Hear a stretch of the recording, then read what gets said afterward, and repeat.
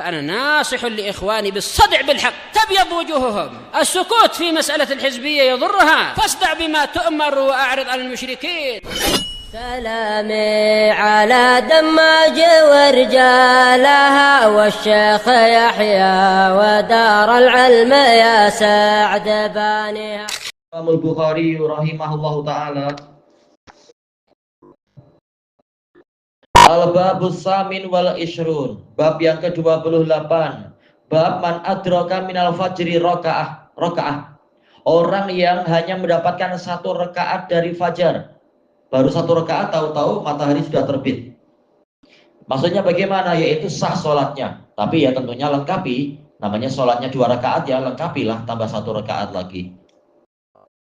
Apa yang diinginkan di sini yaitu menunjukkan bahwasanya akhir dari waktu subuh adalah tatkala matahari terbit.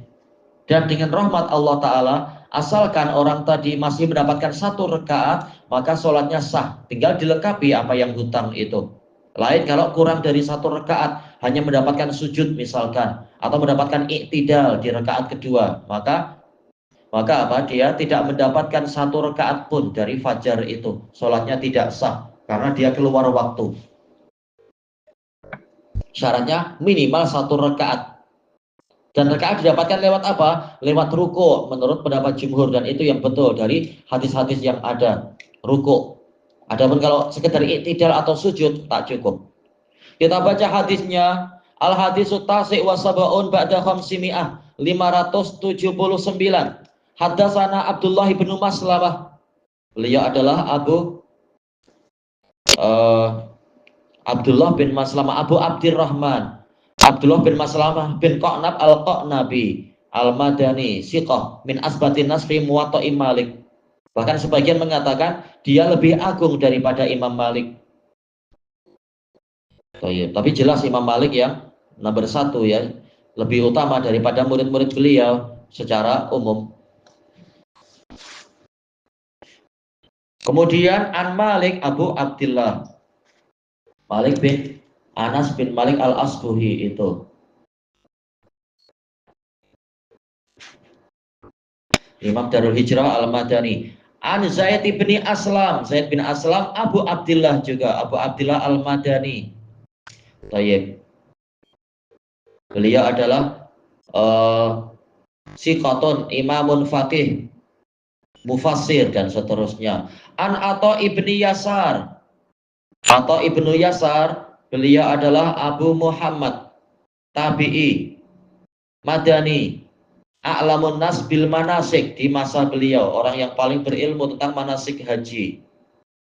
Padahal beliau ini banyak cacatnya, cacat dalam artian fisiknya, yaitu kulitnya sangat hitam, kakinya juga agak pincang, matanya juga tidak normal, badannya juga agak bungkuk, pendek, dan seterusnya. Rahimahullah. Tapi Allah memuliakan beliau dengan ilmu, dengan kekukuhan, dengan kesolihan, sehingga namanya diabadikan sampai sekarang sebagai ahli ilmu, ahli hadis, dan seterusnya. Bahkan para khalifah dan anak-anak mereka belajar. Dia duduk di atas, para khalifah dan murid-muridnya duduk di bawah. Ini adalah kemuliaan ilmu untuk orang-orang yang ikhlas dan mutaba'ah. Baik. Kemudian Wa'an Busr ibni Sa'id, ini tabi'in juga, beliau tidak disebutkan kunyahnya di dalam Tahdhibut Tahdhib.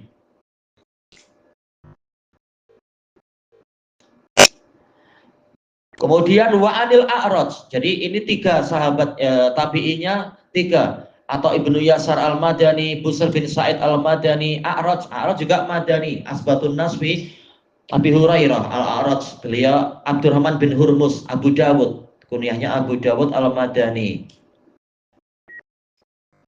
Baik, Abdurrahman bin Hurmus.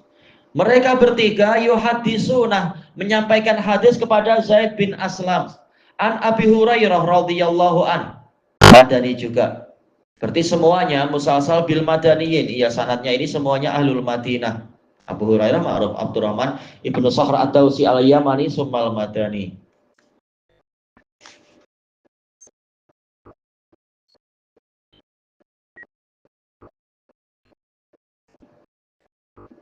Apa isi hadisnya? Anna Rasulullah sallallahu alaihi wasallam qol, bahwasanya Rasulullah sallallahu alaihi wasallam bersabda, man adraka minas subhi rakaah, barang siapa mendapatkan dari sholat subuh itu satu rakaat, dari waktu subuh itu satu rakaat, qabla an tatlu asy-syams, sebelum matahari terbit, faqad adraka subuh, maka sungguh dia telah mendapatkan subuh, yaitu dinilai berjaya mendapatkan sholat subuh. Tetapi ya tentunya hutangnya dilengkapi tambah satu rakaat tentunya. Wa man adraka rakaatan minal asr, barang siapa mendapatkan satu rakaat dari asar, qabla an taghruba syams, sebelum matahari terbenam, faqad adrakal asr, maka sungguh dia telah mendapatkan waktu asar. Tinggal dilengkapi 3 lagi. Paling tidak dia sudah mendapatkan satu rakaat. Tayyib. Hadis ini diriwayatkan oleh Bukhari dan Muslim, dan ini terulang. Imam Bukhari telah meriwayatkannya di nomor berapa itu? Nomor 556.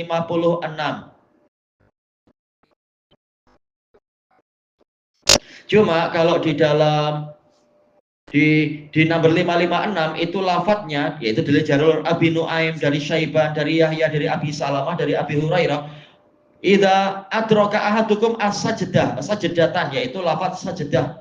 Tetapi istilah sajdah ini bukan berarti betul-betul sujud.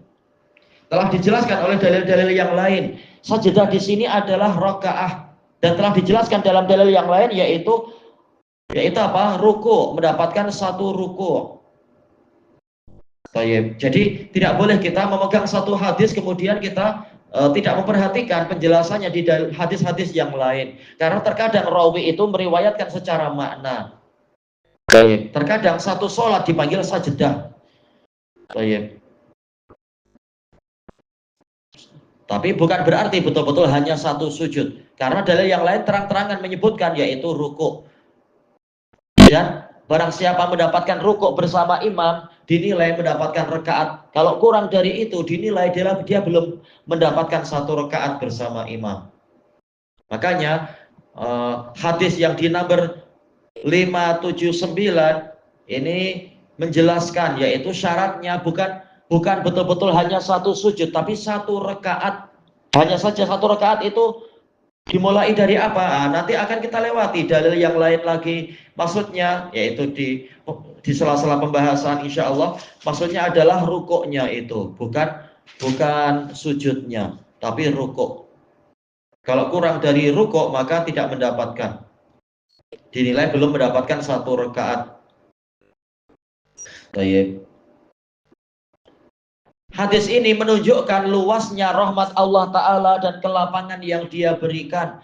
Yaitu walaupun orangnya belum menyelesaikan sholat, tahu-tahu matahari telah terbit, tetapi asalkan dia mendapatkan satu rakaat, maka sholatnya diterima oleh Allah. Tentunya ya dilengkapi hutang berapa, tapi paling tidak dia sudah datang, bukan ponteng, bukan bolos. Dia ditulis termasuk orang yang hadir dalam sholat, asalkan mendapatkan satu rakaat di waktu subuh itu. Demikian pula untuk orang yang matahari terbenam dalam keadaan dia belum menyelesaikan sholat asarnya, tetapi paling tidak dia sudah mendapatkan satu rakaat, maka dinilai dia termasuk orang yang sholat, bukan orang yang ponteng, orang yang bolos tidak ikut sholat. Dia dinilai ikut sholat, cuma ya tinggal dilengkapi. Tadi datangnya agak lambat-lambat, ya jangan ikut pulang bersama orang yang pulang. Selesaikan dulu, tambah 3 rakaat. Hanya saja untuk yang sholat asar, setelah kita lewati pembahasannya berdasarkan dalil-dalil yang lain, yaitu kalau mataharinya itu sudah menguning atau memerah, bagi orang yang tidak ada udzur maka sholatnya tidak sah, sholat asarnya. Karena batasan yang ditentukan oleh Jibril, dan Jibril tentunya apa? Melaksanakan pengajaran dari Allah Ta'ala, perintah dari Allah untuk mengajari Nabi Muhammad Sallallahu Alaihi Wasallam. Jibril menetapkan yaitu waktu akhir sholat asar itu adalah tatkala bayang-bayang itu sudah sama panjang dengan orangnya, dengan bendanya, atau selama matahari masih putih. Kalau matahari mulai kuning maka sudah tidak sah, kecuali untuk orang yang mengalami ittiror, waktu ittiror terpaksa. Maka boleh untuk dia sholat ketika yang penting masih ada matahari. Tayyib. Dan hadis ini menunjukkan akhir waktu subuh adalah terbitnya matahari. Tayyib. Ilahuna wallahu a'lam. Subhanakallahumma wa bihamdika la ilaha illa anta astaghfiruka wa atubu ilaik. Walhamdulillahirabbil alamin. Jazakumullahu khairan.